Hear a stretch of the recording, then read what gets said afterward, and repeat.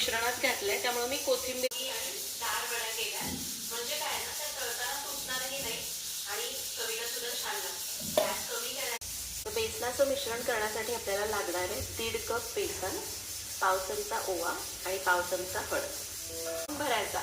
म्हणजे जर असा हलक्या हाताने भरायचा नाही, चांगला दाबून कप भरायचा, म्हणजे भरपूर कोथिंबीर घेतली जाते. आता कोथिंबीर बारीक चिरल्यानंतर मगच मोजायची. इथं मी एक मोठी जुडी कोथिंबीर घेतलेली आहे.